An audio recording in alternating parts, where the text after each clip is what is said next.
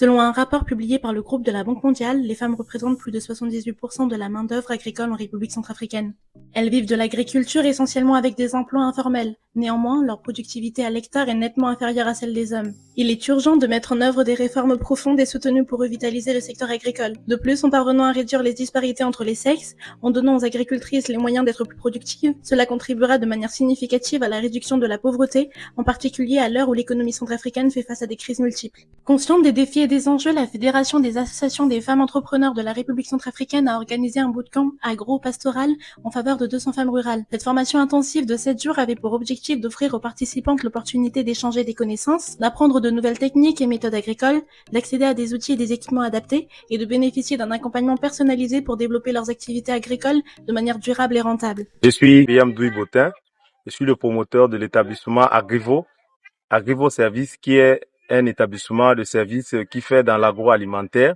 Je suis Madame Valentina Guenièvre, je suis membre de la FAFECA et secrétaire générale de l'Association des femmes entrepreneurs pour le développement agropastoral en République centrafricaine. Je suis Monsieur Bachir Nyangso, je suis coach en entrepreneuriat et j'accompagne également techniquement la FAFECA dans sa démarche de la promotion de l'entrepreneuriat féminin en République centrafricaine. Moi, c'est Foni Fouameni Alice, ingénieure de travaux à l'université de Tchang, plus précisément à la FASA, faculté d'agronomie et des sciences agricoles. Aujourd'hui, nous nous sommes retrouvés à Tamara, plus précisément dans la ferme de Madame Laetitia, pour pouvoir contribuer à la formation des femmes entrepreneuses sur le programme de la première édition de Bocan de formation qui est organisé ici à Bois.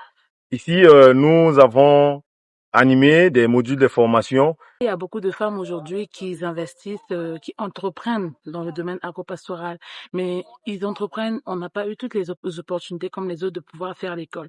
C'est vrai, l'agriculture, nous pouvons le faire comme ça, à la manière traditionnelle, mais on s'est dit que c'était très important à ce que les femmes apprennent ça vraiment avec des professionnels.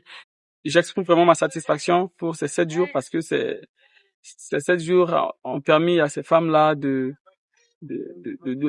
renforcer leurs connaissances dans le domaine de l'agribusiness, de renforcer leurs connaissances en leadership et aussi de renforcer également leurs connaissances par de nouvelles pratiques en transformation des produits agricoles et aussi en élaboration de business plans. Aujourd'hui, ces femmes, d'après l'évaluation de ces 7 jours d'activité qu'on a réalisé, nous nous sommes rendus compte que tout ce qu'on a donné en termes de formation, les femmes ont bien assimilé et elles sont prêtes à reproduire tout ce qu'elles ont appris ici une fois retournées dans leur zone d'activité.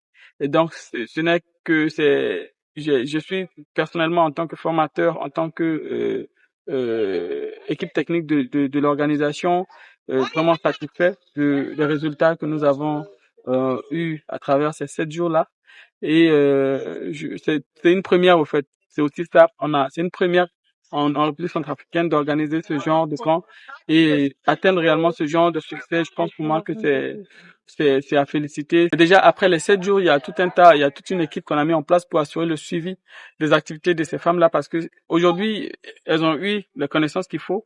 Elles vont répartir dans leur communauté et nous, on va faire un travail de suivi pour s'assurer vraiment que ces femmes-là puissent mettre en œuvre ce qu'elles ont appris ici.